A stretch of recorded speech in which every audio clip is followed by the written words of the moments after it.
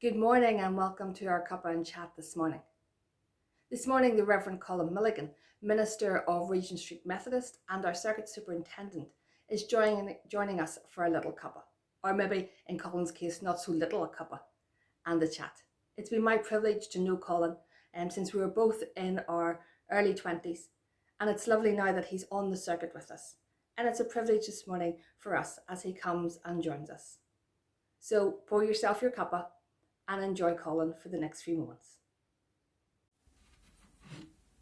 Good morning.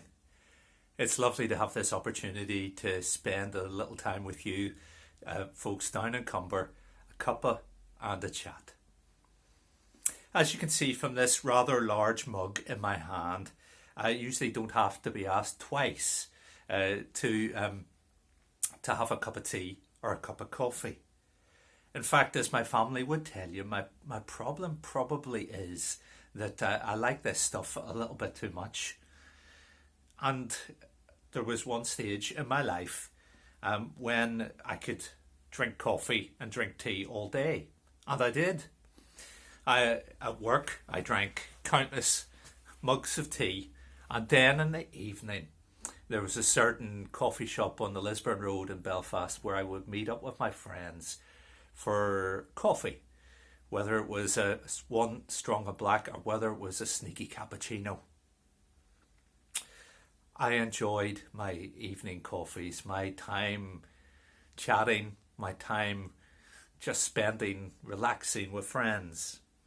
But then I began to notice that I was having difficulty getting to sleep at night. And if I'm honest, perhaps I was a little on edge at times. I enjoyed my coffee, but the caffeine in such large doses was not good for me. So I had to be more careful. I had to try and cut down. Yes, and at times I drank that dreaded decaf tea and decaf coffee. And you know what? I discovered it wasn't as bad as I thought it would be.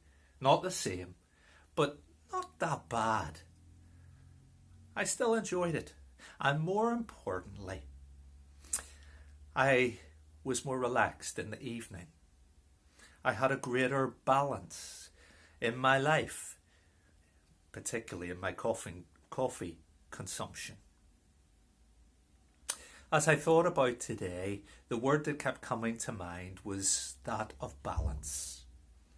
And the passage that came to mind, and I'll read it to you now, was a rather familiar one from Ecclesiastes. Ecclesiastes chapter 3, which tells us, "For everything there is a season, and a time for every matter under heaven, a time to be born, and a time to die, a time to plant and a time to pluck out what is planted, a time to weep and a time to laugh, a time to mourn and a time to dance, a time to cast stones and a time to gather stones, a time to embrace and a time to refrain from embracing." Ecclesiastes chapter 3. A time to embrace and a time to refrain from embracing. And that led my thoughts, as it probably does yours, to this season, this time that we're in at the moment. A very strange time. A difficult time. Did you ever think there would be a time come when we'd be told we cannot hug? But we're here now. Here we are, in a new, unlooked for, very strange, difficult season. We're learning new skills. We're learning perhaps new ways to live. And maybe we're also re-examining some of our priorities. What do we want to give our lives towards? Yes, I have to wonder as I look around, that as difficult as this season is, I ask myself, could it not also be a season, a God-given one, for rebalancing? A difficult time, yes. A time which has shaken all of us and indeed has rocked many families with illness. But could it also be a time to rebalance? Perhaps for some a chance to rebalance that proportion, that work-life balance, that between their work and their relationships. For others, perhaps it's led an opportunity towards rebalancing finances, for as shopping centres remain generally closed and opportunities to spend money are less. Perhaps some people have benefited.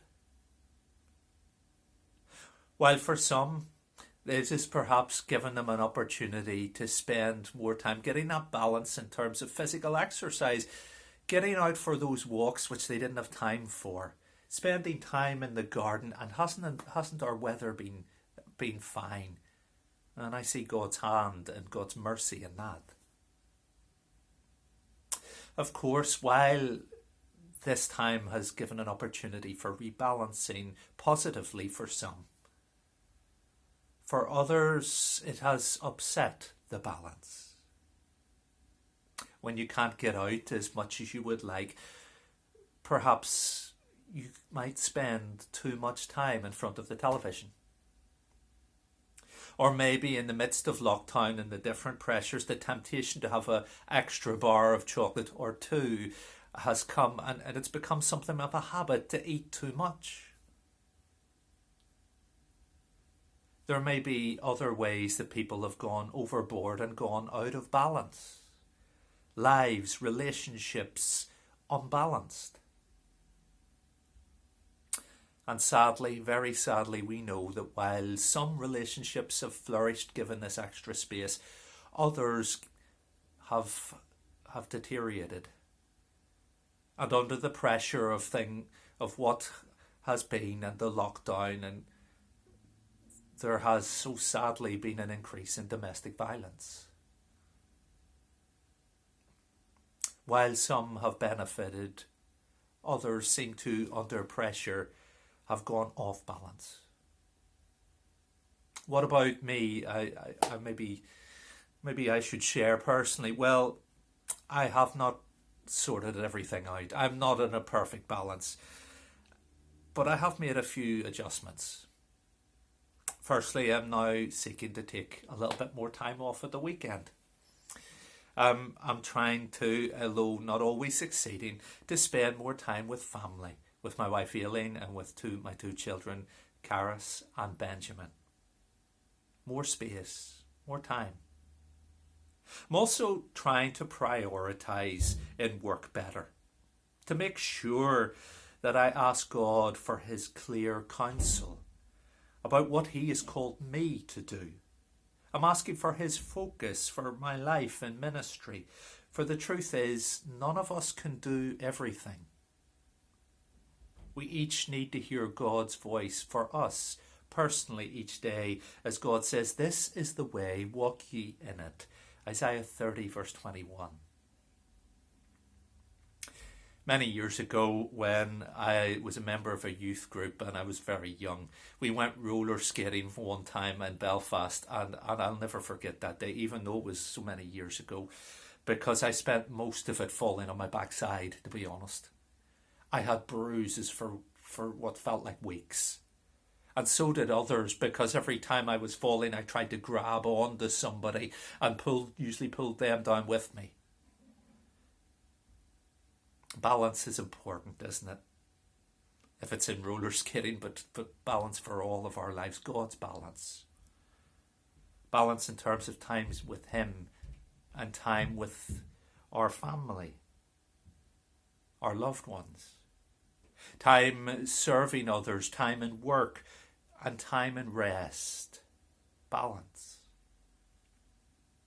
As painful as this time is, does it not also give us an opportunity to assess where we are and perhaps to catch our balance? To evaluate, to hear God's voice, and under the direction of his Spirit, maybe to make an adjustment or two. to walk and live better, more in balance, closer to Jesus. Thank you for sharing this time with me, for this cuppa and a chat. I hope indeed that you, like me, might hear God's voice clearly as we continue through this challenging time. Can I pray for you?